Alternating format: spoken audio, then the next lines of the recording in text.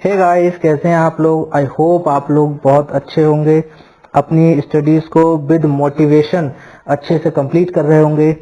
So guys, welcome to my YouTube channel online स्वामी।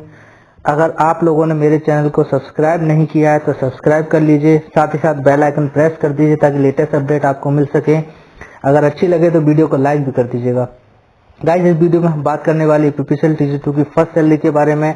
तो salary जो है एक पर्सन को बहुत ज़्यादा मोटिवेट करती है ताकि वो अच्छे से स्टडी कर पाए और सिलेक्शन ले पाए। गाइस, इस वीडियो में आज हम जानने वाले हैं कि आखिर TG2 को कितनी फर्स्ट सैलरी मिलती है। हालांकि इसके बारे में मैं एक वीडियो ऑलरेडी डाल चुका हूं, बट इस वीडियो में हम स्पेशली कुछ चीज़ें और कवर करने वाले हैं। तो सबसे पहले हम बात कर लेते हैं सैलरी कंपोनेंट्स की। तो सैलरी जो है यूपीपीसीएल में बेसिक सैलरी से मिलके DA, HRA, medical allowance and last technical allowance से मिलकर,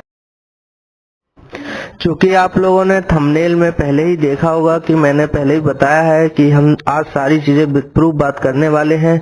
गाइस, वीडियो को पूरा देखिएगा लास्ट तक ताकि सारी चीजें डिटेल में हम लोग क्लियर कर सकें। गाइस, मेरे पास ये कार्यालय ज्ञाप है 2019 का, जो 2018 में वैकेंसी आई थी, 2019 में पोस्टिंग हुई थी, उसका कार्यालय ज्ञाप है।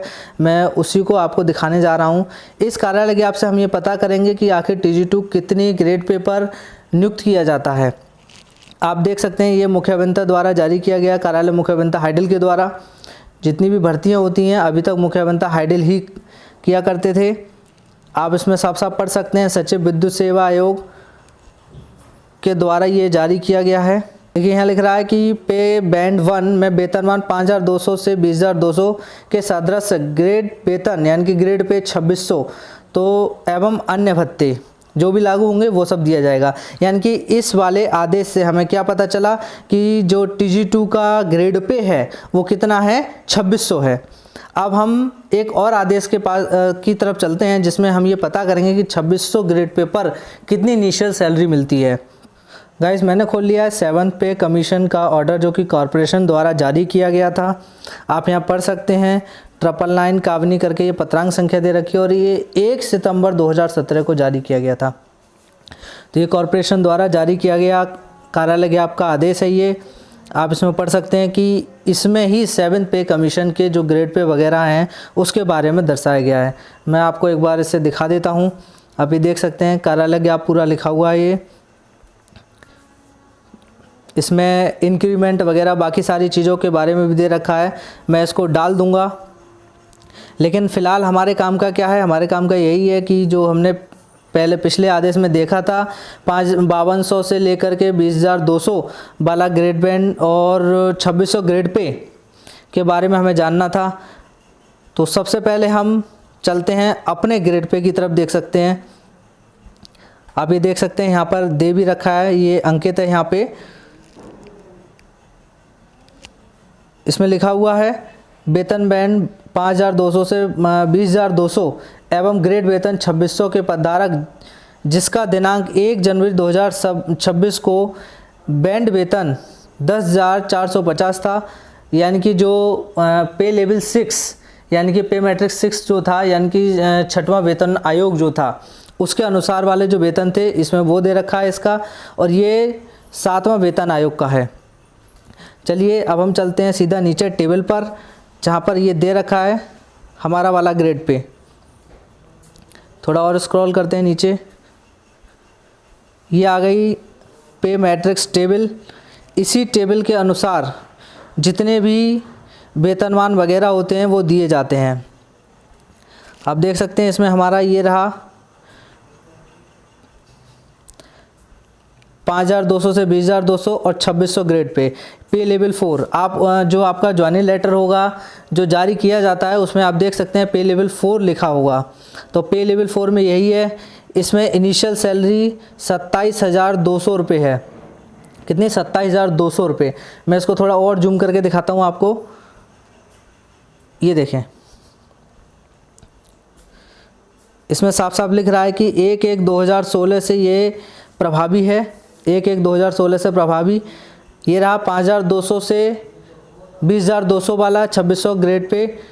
इसमें ये वाली टेबल ये हमारे काम की है सिर्फ। इस टेबल में आप देख सकते हैं इनिशियल सैलरी है 27,200, यानी कि इस कार्यालय ज्ञाप इस आदेश के अनुसार जो इनिशियल सैलरी हुई वो 27,200 रुपये हुई।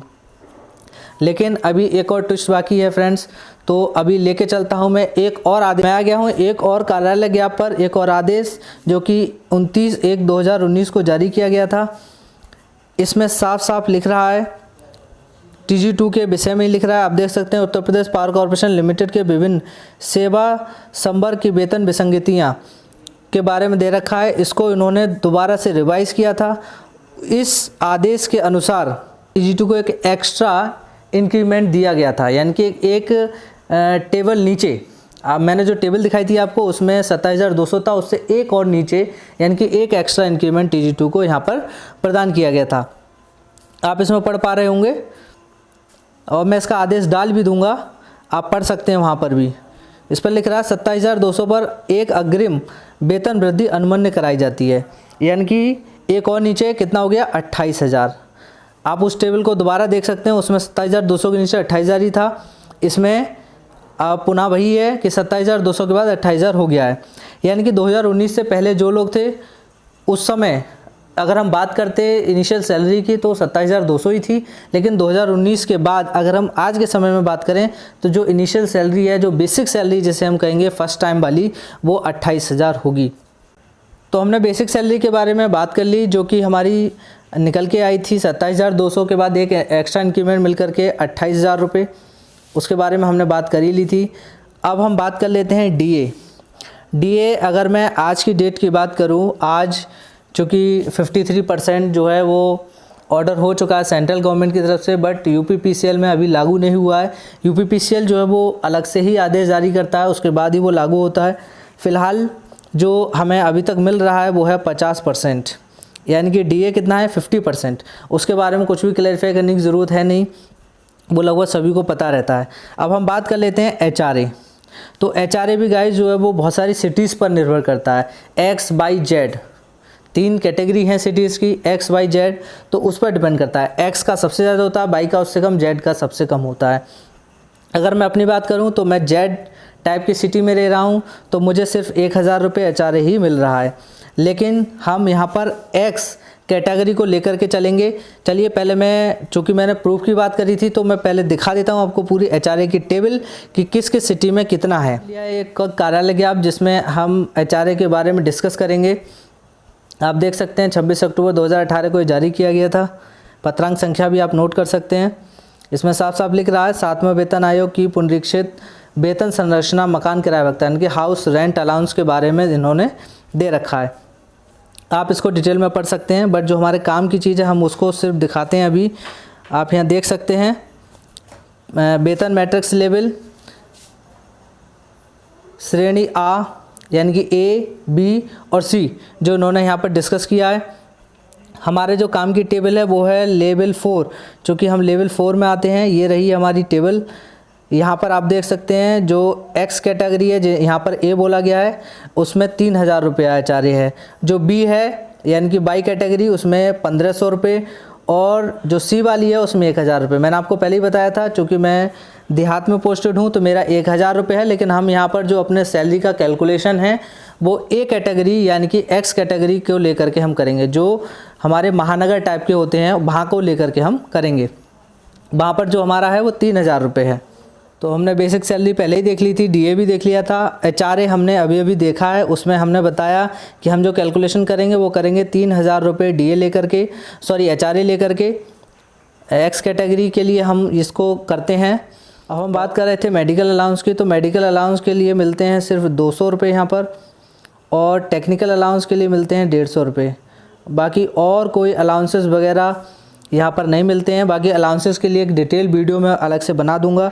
तो गाइस वीडियो के पिछले पार्ट्स में हमने ये सारी चीज़ें, सारे सैलरी कंपोनेंट्स क्लियर करे थे कि बेसिक सैलरी कितनी है। तो अब हम एक बार समराइज कर लेते हैं।